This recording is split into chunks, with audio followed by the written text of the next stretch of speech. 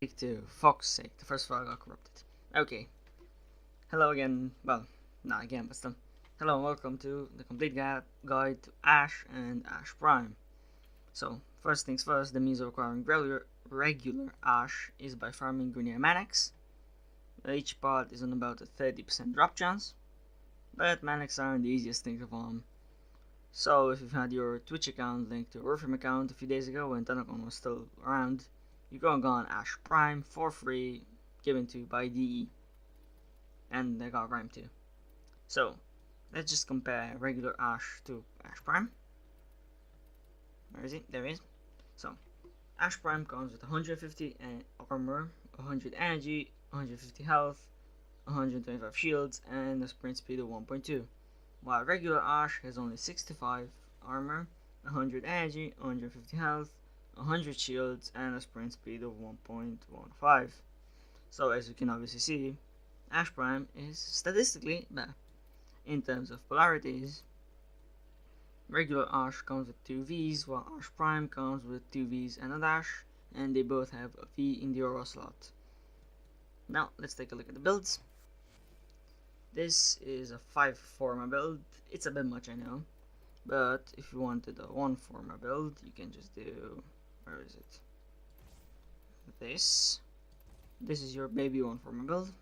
It can deal with most stuff they can get thrown at you anyway. But if you want to really min-max Ash, oops, not that, this, you just do this. This can kill pretty much anything.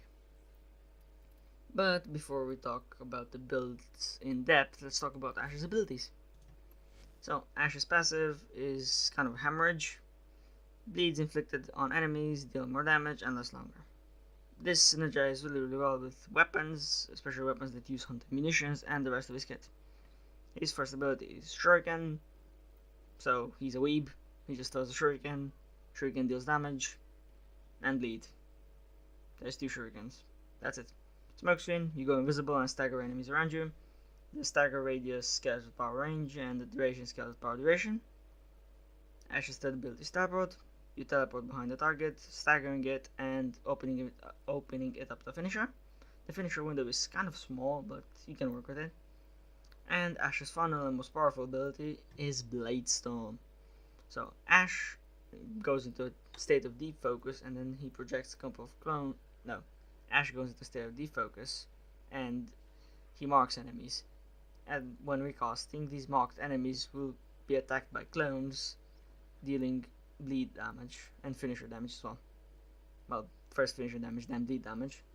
Ash can join the fray himself by using teleport on a marked target while their stem is going off, making him immune but setting him into a sort of cinematic state. This cinematic state used to be mandatory back in the day, but they changed it so only clones do damage, and you don't have to be power of Bladestone. The damage of Bladestone scales with power strength, the radius scales with power range, and the energy cost per mark scales with efficiency, but it's lowered by 50% if you're invisible. This invisibility does not have to come from Smokescreen. This invisibility can come from Octavia, from Arcanes, from anywhere else. But Smokescreen invisibility is usually the way to go. And of course, all the cost of his other abilities scale with power efficiency. Now let's take a in-depth look at the build. This is the first build I have. It's basically your Shuriken / Storm build. The name really defines it.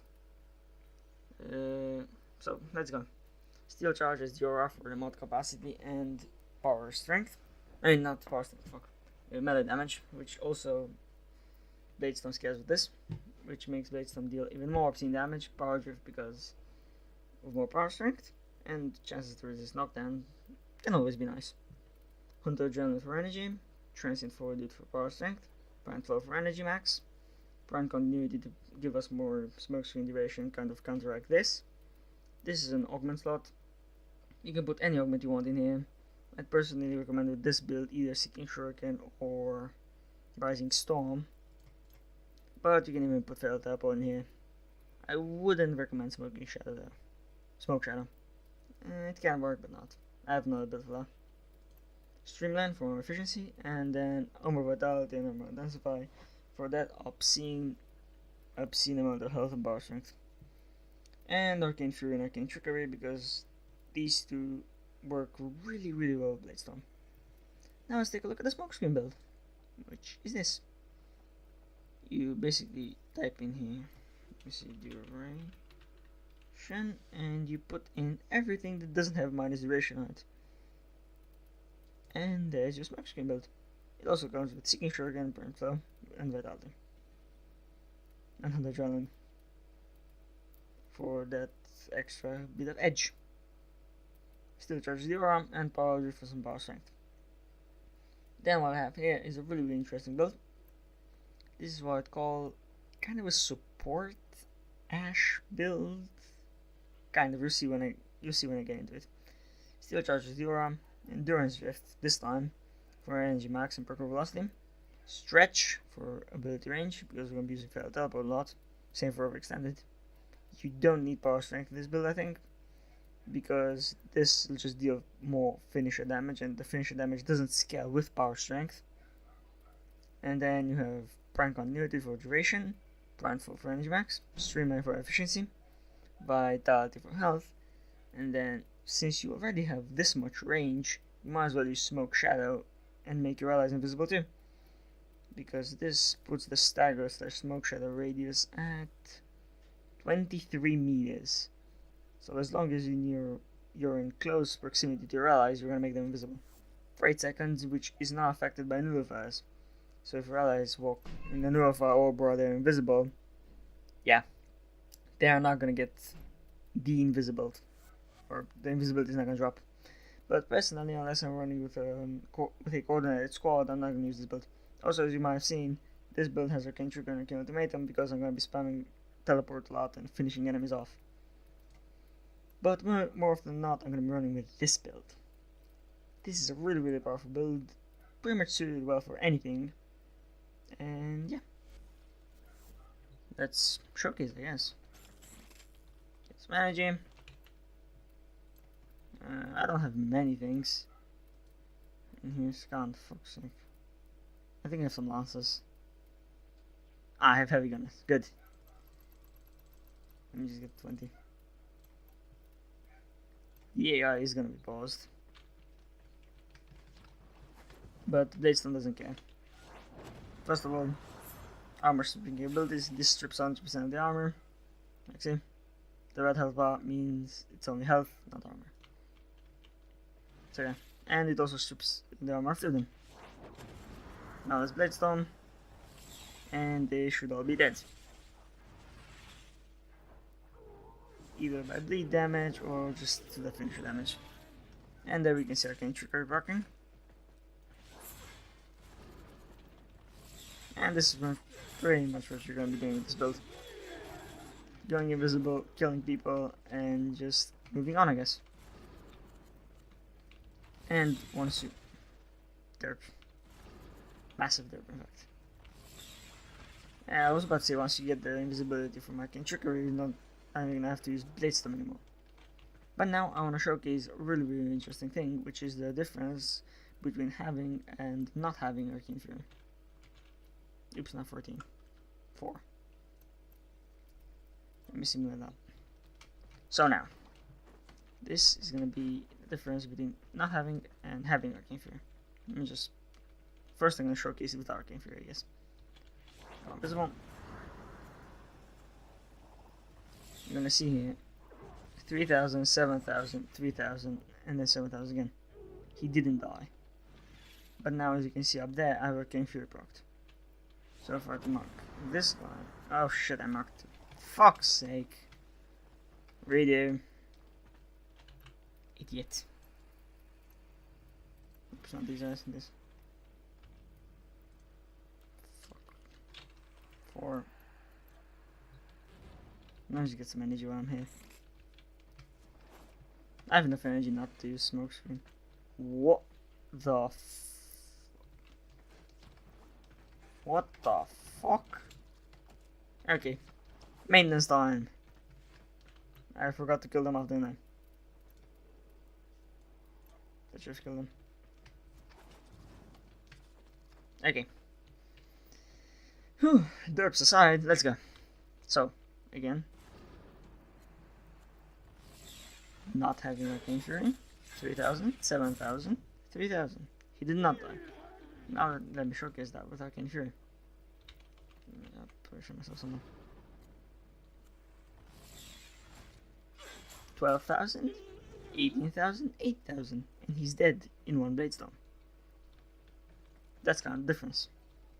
Again, let me see. 18,000, 8,000, 18,000, and he's dead. This is without. And it's 10,000, 10,000, 4,000, and he's dead as well. But that's because of the combo move ban. But you could have clearly seen the damage numbers were lower than without having Bladestone. I mean, the damage numbers on Bladestone were lower without having Arcane Fury. You will clearly see that. That also assesses my next point, that Bladestone scales with combo multiplier. Also, one more thing, people say that the ideal Ash weapon is the Venka Prime, which I agree with. If you can get that, that's really really nice because it builds its combo multiplier so much quicker than any other weapon. But with this build, Bladestone just deals so much obscene damage that pretty much any decent melee will do. I personally would go for the Nikana Prime because I'm a weeb, or if I'm feeling an edgelord, I'm gonna go with this. But you can also go whatever the fuck you want. The Skijani, as now I notice, works really really well with this build because if I can showcase.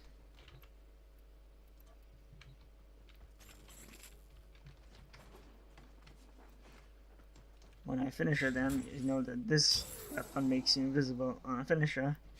You can just keep doing this. So yeah, this thing works really really well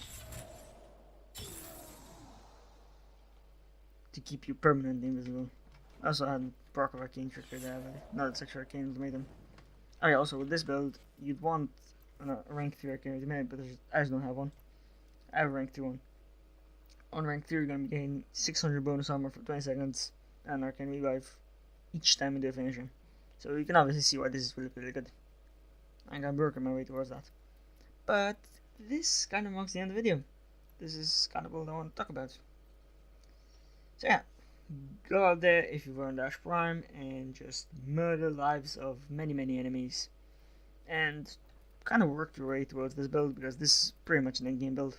Like this is just insane. Yeah, as I said, this has been Black Phoenix coming to you with this new and improved Ash guide.